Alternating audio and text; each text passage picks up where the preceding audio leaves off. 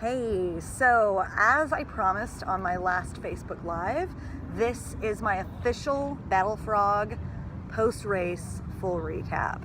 So I'm going to talk about a couple things in this video. First is my personal race experience, and the second is what the race is like as a whole, and especially as it compares to Spartan races, which I have previous experience doing. So I decided to do this race at the last minute. I found out about it about 4 days in advance, and the reason I decided to do it was because I'm going to be racing the Spartan Beast in October at the Spartan World Championships, which I imagine is going to be a really, really hard course.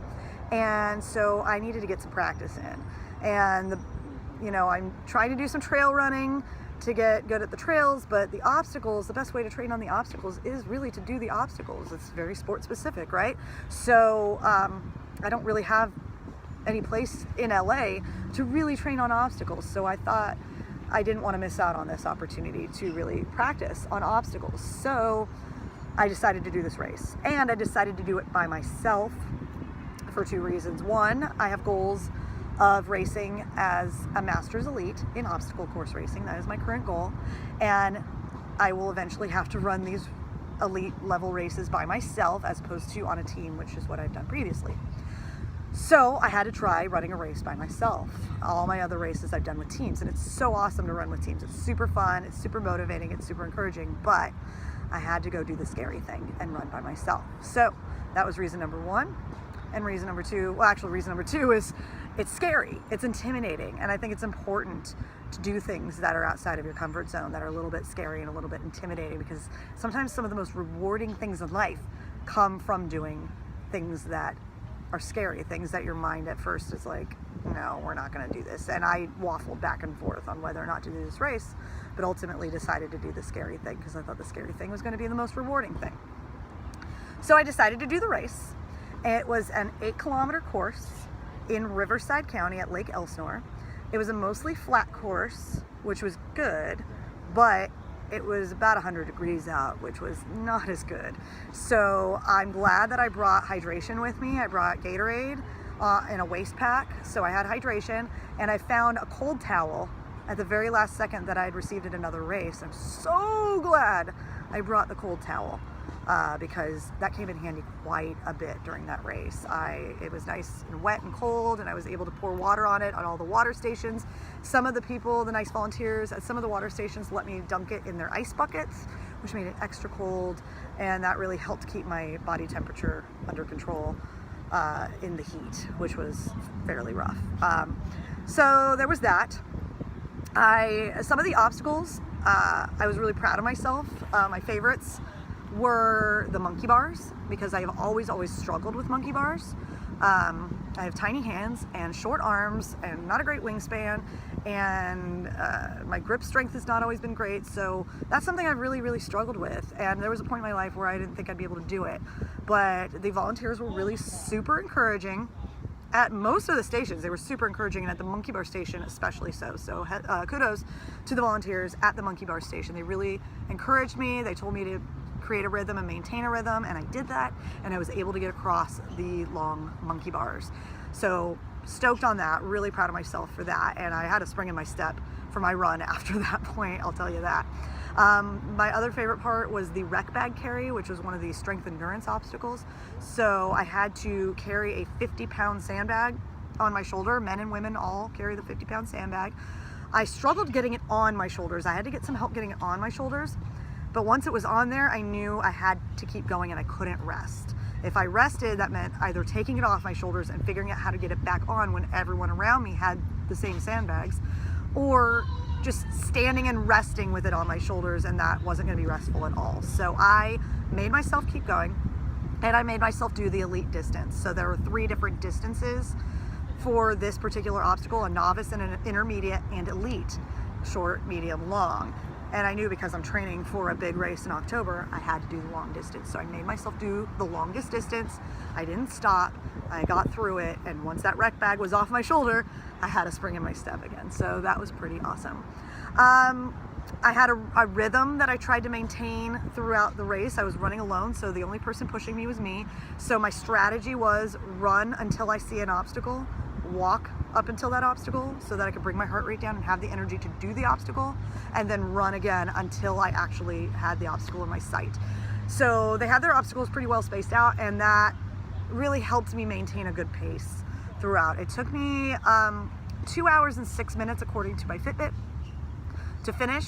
I definitely was really running a pretty good pace until I got to a part of the race that was on a hillside, and it was just up and down hill sprints, up and down, up and down, up and down this hillside. There's probably about 15 of them, and I ran that like hill sprints. I ran up, walked down, ran up, walked down, and used that as an opportunity to just do hill sprints, and that's how I got through it. But it took a pretty decent amount of time, and that definitely added to my full race time. So 2 hours and 6 minutes, not bad.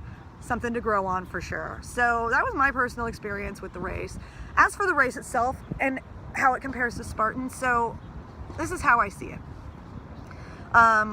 Spartan races are designed so that the average Joe does the same exact course that the elite racers or the pro team racers do.